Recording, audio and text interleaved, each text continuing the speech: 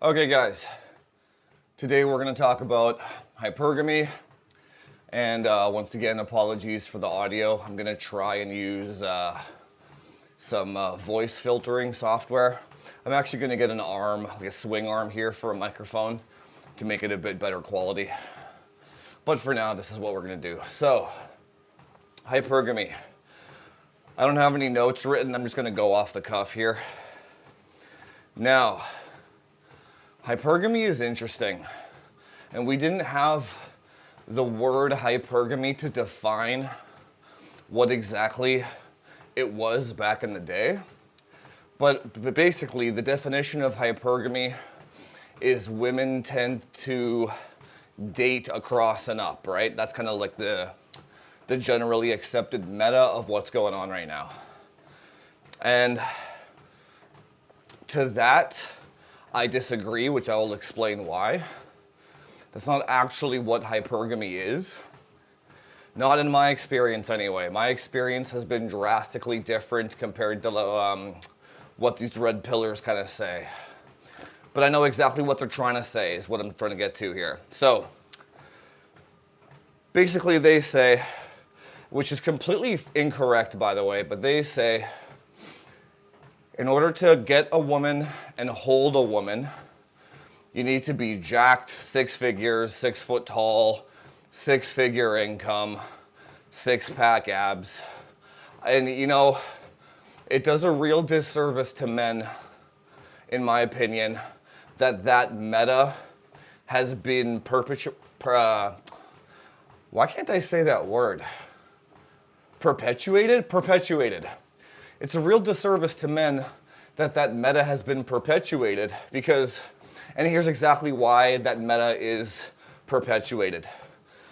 It basically gives the man or the male viewer an easy logical out for their brain as to why they're not getting results or success. Because if you're like, just be funny, bro, that doesn't give the male brain something tangible to latch onto as to why the woman they want is not with them, right? But if you say you just need to be 6 foot tall, well, there's whatever 90% of men automatically eliminated from the pool. And then that gives them the victim mindset. Oh, it's not my fault, I was born this way. Therefore, I can never win the hypergamy game. Therefore, it's hopeless. It's a very, very smart monetization tactic and a very good social media growth tactic, right? It's such a shame. Now, I'm 5'10". I'm not the tallest guy in the world. I'm not the shortest guy either. I'm just kind of in the middle. I think I'm actually average, right? And let me tell you, right up until actually my divorce, when I started researching this stuff, so 3 years ago, let me tell you, the height thing never even occurred to me. Never. Like, it was never, like, no girl. Dude, I'll tell you, dude, I have a story. I dated a 6'2" girl once, and it wasn't a problem. She, like, it was kind of weak. It was, you know what was kind of weird about it? The only thing that was, because I only did this the one time, right? But I'll never forget, like the, when she would hug, she's like an Amazon chick, right? But like, when she would hug me, it felt like the fucking tarantula from like Lord of the Rings, like putting its legs like around like the little hobbit or whatever. That felt kind of weird, not gonna lie. That like, it didn't bother me, but it felt off. That's, there's no other word to describe it other than it felt weird and off. But anyway, even then, the height wasn't a problem. I'd like, other than me feeling, like this feels kind of weird, she's like towering over me. Other than that feeling, the actual issue of the height never came up. Even with the fucking Amazon chick, right? Now, All the other girls, that's when I kind of knew I liked shorties, right? But other than that, every girl I've dated, same height, shorter, etc., height has never been an issue, ever. And it's like, now this I actually haven't tested, but apparently for you short kings, there are countries and demographics out there like Thailand and stuff, or like Philippines, or Japan. I've been to Japan. Oh, I was a giant in Japan. That was weird. But you go to these Asian countries, and the women there tend to be much shorter by like just their genetics. So if you're a short king, you go to one of these Asian countries, now all of a sudden you're the average height of a man. The height thing isn't a problem anymore, right? I know, easier said than done. You gotta like uproot all your shit, but that's one way that you can overcome the hypergamy problem, right? Now, ignoring height for a second because you were born that way. Looks, money, status, six-pack abs, all that shit. None of it matters. That's not what hypergamy is. This is the key. I'm gonna drop a bomb right now. What hypergamy actually is who can make the girl feel seen in the moment. That's been let me repeat that one more time just in case. Hypergamy, from the female perspective, is whichever man makes her feel seen. Seen as in like, I see you, like seen, right? Like you get her, like you understand her. Whichever male can make her feel like he just gets me in that moment. So let me explain a couple of things. I'm gonna take a drink of my pre-workout here.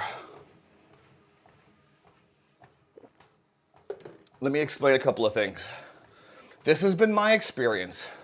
So the reason why I have this experience, for you guys that know, I had a relationship from 20 to 27. And after that 7-year breakup, I went through like a hoe phase or a clubbing phase, right? And I never had a girl cheat on me before, but obviously you wouldn't know that anyway, but I wanted to see, back in those days, like the PUA days, they always talked about like how having a ring on her finger doesn't matter, there's no loyalty, women will just chase the highest value man in the moment and all that kind of stuff. And then you know me, you have to test it in order to confirm or deny the hypothesis, right? So I'm like, okay. So I went through a phase there for a couple of years where I only targeted women that were in relationships or marriages, right? Now, I know that's gonna anger a lot of people. It's like, how could you home wreck, bro? All that kind of shit, right? To that I say, it takes two to tango, right? Now, because for some reason, the man always gets the blame, not the woman that put herself in a position to get swooned by a higher value man, right? Which brings back the whole, we'll save this for another video, but the whole topic of, should you let your girl go out without you or not to the clubs? That's a really tricky one, very tricky.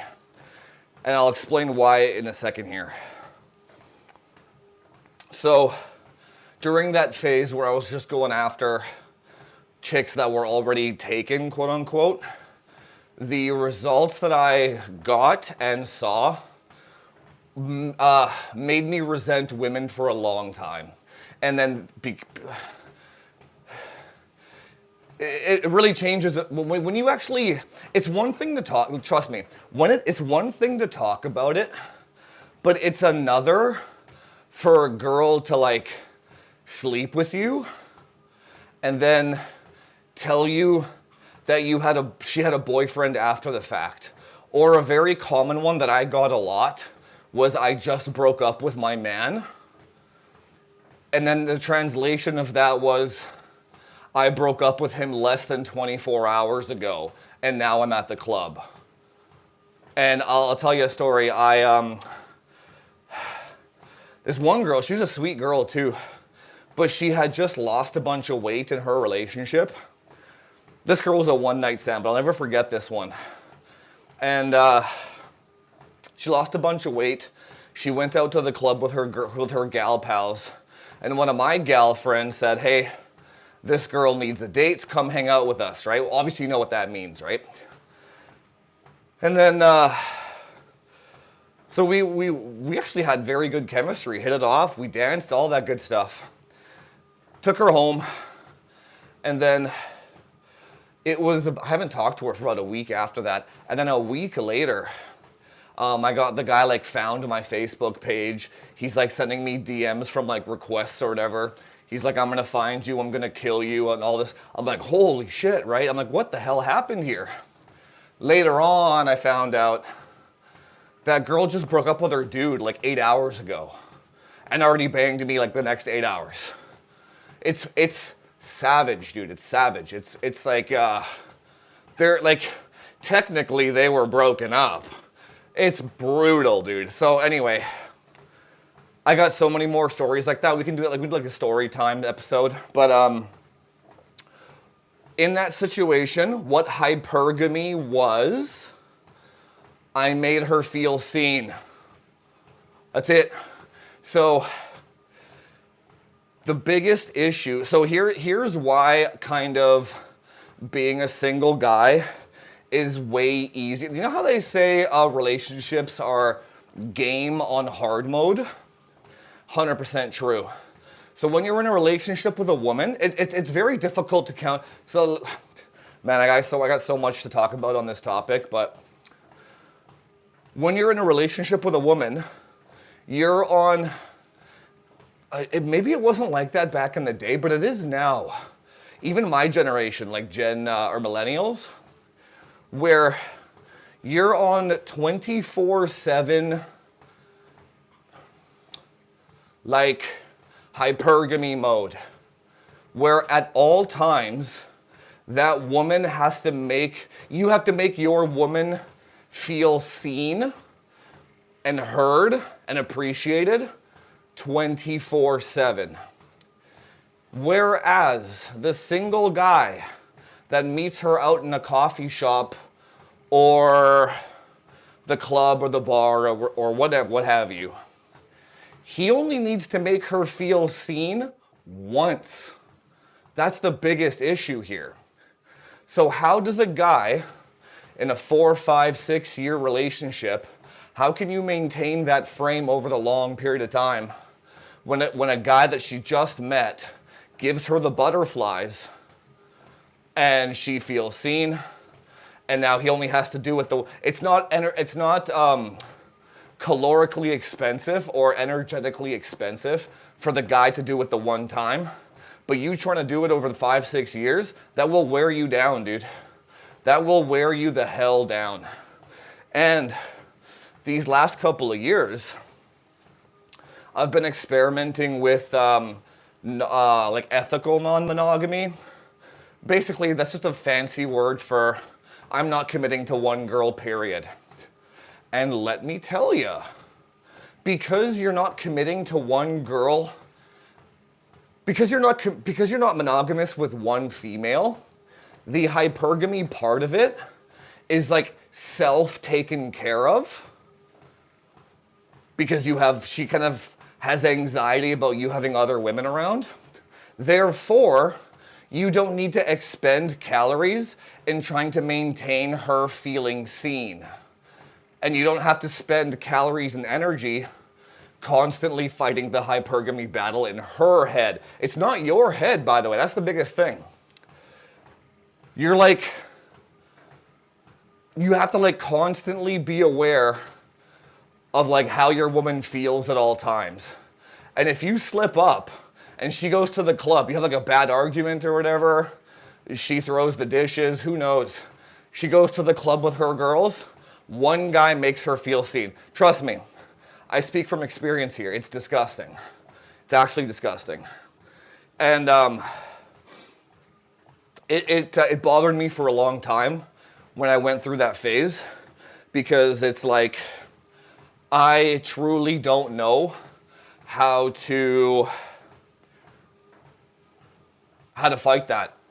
Like it's human nature to go towards the easiest path, right? So I don't know how to fight that. That's an answer I actually don't have. I just report the results and the facts. So back in the day, the PUA guys, where they were like, there's no loyalty whatsoever out there, it's basically true. Now, how that might change is when the woman has kids. That I have not tested.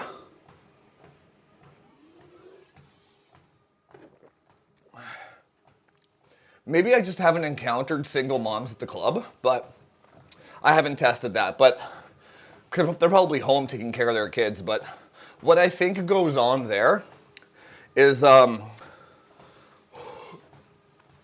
sorry, had a big dinner last night, I mean. What I think happens with children is their hypergamous brain, this is a theory that I have, I don't know if this is true or not. Their hypergamous brain goes from I need to feel seen temporarily to I need to take care of my children and make sure they don't die, basically they're fed and stuff, right? So in that regard, that's kind of why the sex life kind of goes away. When women have kids, they turn from a wife into a mother. They forget how to be a wife, right? I heard that saying a while back, and it was super true. So it's like, so on the one hand, when you have kids with a woman, you can kind of let off the gas a little bit with that hypergamous micromanaging, right? And then on the other hand, your sex life is gone, because she's focused on the kids now. And she's so stressed out about making sure those kids are raised properly and they have all their needs met. You're the man, take care of your own needs. I gotta take care of my kids, right? So, yeah, there's a lot to this, man. There's a lot to this, but that is basically what hypergamy is. Which man can make her feel seen in that moment? And there, so here's the thing. This is the craziest piece of this entire video. If you make your woman feel seen for 5 years, 10 years, there's no equity there. You have to do, it's kind of like when you go to the gym, right? You go to the gym, you lift weights. Your body doesn't care that you've been lifting weights for 10 years. The second you stop, you lose it all. Marriage and women are kind of the same thing. You gotta micromanage their hypergamous brain every single day. 10 years goes by, you have a really bad fight, some Chad is gonna make her feel seen, and that's it. 10 years of your investment wiped out in one night. That's the, oh man, yeah, again, I don't have a solution for that. The thing that I can only say and encourage is, so here's the thing. Are you perpetuating the problem by being the other guy? Who knows? This isn't an ethics or a morals channel. This is a data finding channel, right? I just report the results. So what I would say is maybe like do it in a different state or a different country or whatever, something where somebody can't find you after. But you want to try and you want to, or even just don't sleep with the girl, maybe pull her, but then don't sleep with her. That could be a very good way to do it. But what you want to do, find a married chick and make her feel seen in that moment. And then the more you ask her questions about her man, you'll find the chink in the armor pretty damn quickly. Women really love bitching about their men and their weaknesses, right? So you ask them questions about their man, you find the chink in the armor. When you find the chink in the armor, you prey on it, And then that way she feels seen. And then she thinks you're the quote unquote better man because her hypergamous brain feels heard and seen. That's basically how that works. But let me tell you this though, regardless of the stories, when it comes to actual logical, physical hypergamy that's kind of been shown or perpetuated online, it's not true. Don't be a fat bastard, obviously. Don't be a broke ass. Just be normal. Just be like, don't be fat. You know, trim your beard nicely. You don't have to looks max. You don't have to money max. None of that shit. Hypergamy, make her feel seen. Make her laugh. That's it. Seen and laugh. So step 1, make her laugh. Step 2, make her feel seen. Step 3, panties are off. That's it. 3 steps. That's it. And that's your hypergamy. All right, guys, if you have any questions, post down below. Make sure you subscribe as well. I want to grow this channel because I'm passionate about this stuff. It's also, I'm trying to combat the misinformation out there about red pill and black pill and stuff. This is just another one of those things where my experience has kind of not been the same as everybody else's. And we're here to provide solutions. Hit that subscribe button. I'll see you guys tomorrow. Okay, talk to you later.